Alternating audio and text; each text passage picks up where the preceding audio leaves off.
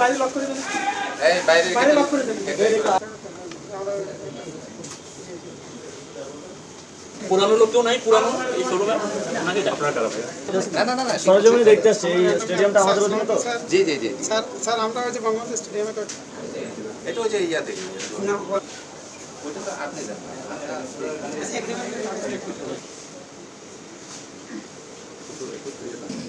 পরিষদ থেকে কিছু ভদ্রলোক আসছেন আমাদের। আপনারা রওনা দেওয়া লাগবে না, এতক্ষণ ওখানে ঘুমাইছেন তাই তো? ঠিক আছে, মাত্র জানেন না, আর 5 মিনিট আগে জেনেছেন। ডানে ডানে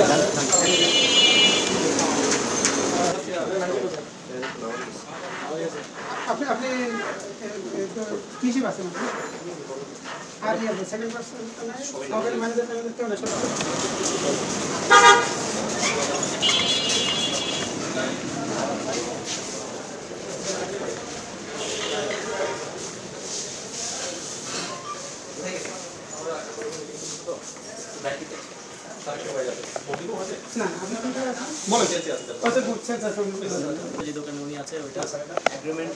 সবকিছুই মানে ওনাদের সেন্ট্রাল যেটা ইলেকট্রনিক সেন্ট্রাল যে শোরুম বা কয়লা কন্ট্রোল রুম এখানে এগ্রিমেন্ট রাখতে হবে আপনি যেটা আছে সেখানে কন্ট্রাক্টর বানিয়েছেন কিনা এবং সেটার ডকুমেন্ট এগ্রিমেন্ট আমাদের সময় দিলে আমরা এনে রাখতে পারি স্যার, কিন্তু সেল সেন্টার এগুলো থাকে না স্যার। এগুলো হচ্ছে আপনাদের মনে করেন এখন মোবাইল কোড এই কোন ভাই সামনে থেকে খেলা যায় দোকান নাম্বার কত? আপনাদের দোকান নাম্বার কত জায়গা? 12 কত স্কয়ার ফিট ভাড়া প্লিজ এখন?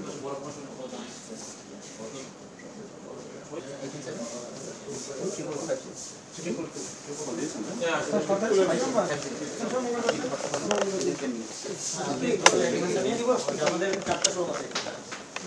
স্টেডিয়াম কয় পার্সেন্ট আছে আপনাদের?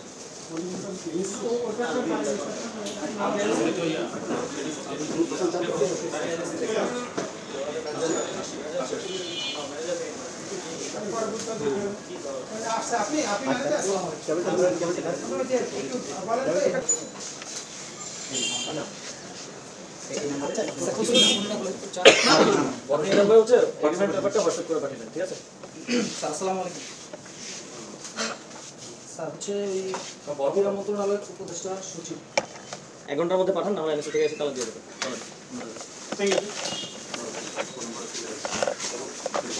এটা পয়েন্ট অফ কন্ট্যাক্ট দিয়ে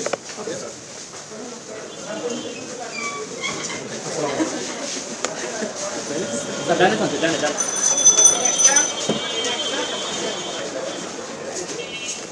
তো ভাই এই দেখেন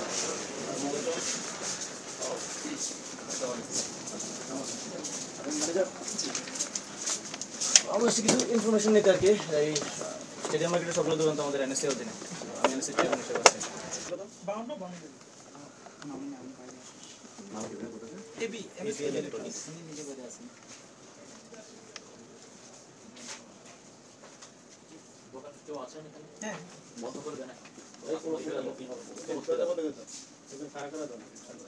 সামনে দাঁড়াও আমাদের এখানে 1100 1 লাখ টাকা সেটা আমাকে বললো 1 লাখ 2 লাখ 60 না স্যার ওটা আমরা ভুল হয়েছে, 2 মাসের বেতন দেওয়া হয়েছে। তাও তো বেশি আসে 2 লাখ হবে, 2 লাখ এটা জানি না, এর জন্য আনুমানিক তখন একটু আপনারা অফিশিয়ালি 1 লাখ দেন আর আনঅফিশিয়ালি বাকিটা দেন আর কি, বুঝতে পারছেন? স্যার আমি নতুন আসছি তো। কাগজে কলমে 1 লাখ, কাগজে কলমে বাইরে 1 লাখ। কাগজে কলমের বাইরে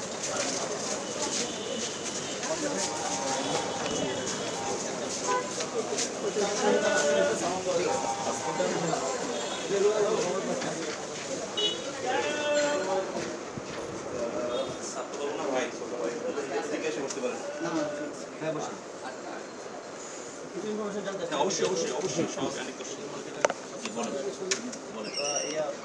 আপনার এই দোকানটা তো ভাড়া আছে ভাড়া 1,35,000 1,35,000 পার মান্থ।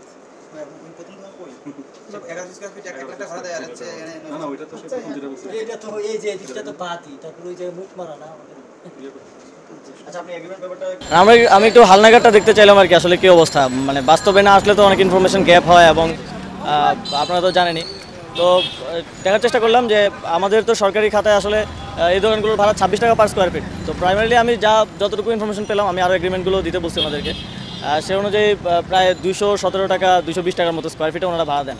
তো এক্সট্রা ভাড়াটা কোথায় যায়, কাকে দিচ্ছে, এটা আমাদেরকে বের করতে হবে, এবং এগুলোর সাথে আমাদের মন্ত্রণালয় থেকে বা এনএসসি থেকে, যেহেতু এনএসসি থেকে কেউ জড়িত কিনা সেটাও আমরা খতিয়ে দেখব। আজকে জাস্ট একটা ধারণা পাওয়ার জন্য, কিন্তু আমরা একটা টোটাল সার্ভে করব। এখানে 1000-এর উপরে দোকান আছে, এটা ছাড়াও আরও অন্যান্য স্টেডিয়ামগুলোতে আমাদের দোকান আছে, তো সেগুলো কোন অবস্থায় আছে সেটা আমরা একটা সার্ভে করব। শুধু এই ঢাকাতেই না, বাংলাদেশের সব জায়গাতে স্টেডিয়ামগুলোর কিন্তু আসলে এই অবস্থা। তো সে সবগুলো কি আসলে আপনি যেহেতু ক্রীড়া পরিষদ চেয়ারম্যান, এখন আপনি কি সেই জায়গা সবগুলোতে ইয়ে করবেন কিনা? ব্যাপারে আমাদের একটা জেনারেল ডিসিশন হবে। সবগুলো তো আর ঘুরে দেখা সম্ভব না, কিন্তু সবগুলোতেই আমরা হচ্ছে এই যে ভাড়াটা হচ্ছে মান্ধাতার আমলের 22 টাকা স্কোয়ার ফিট, এটা তো কোনো স্ট্যান্ডার্ডই এখন পড়ে না। তো এই স্ট্যান্ডার্ডে না থাকার কারণে হচ্ছে ওনারা সাব কন্ট্রাক্টে অন্য কাউকে ভাড়া দিয়ে এই সরকারি একটা ব্যবহার করছেন, যেখানে আমাদের দেখা যায় ফেডারেশনগুলো, অনেকগুলো ফেডারেশন অচল আছে বাজেটের অভাবে। তো সেই জায়গায় আমরা সবগুলো স্টেডিয়ামেই, যত জায়গায় আমাদের এরকম আছে ফ্যাসিলিটিস, তো সেখানে আমরা একটা সার্ভে করব। সার্ভের মাধ্যমে বর্তমানে কী অবস্থায় আছে, মার্কেট স্ট্যান্ডার্ডটা কি, ওই অনুযায়ী নির্ধারণ করে আবার নতুন করে হচ্ছে সেগুলোকে পুনরায় ভাড়া দেবো। এটা হচ্ছে আমাদের একটা প্রাইমারি আইডিয়া। এটাকে আমরা আরও কীভাবে বাস্তবায়ন করা যায় খুব দ্রুত সময়ের মধ্যে, সে ব্যাপারে উদ্যোগ নেব। শেষ।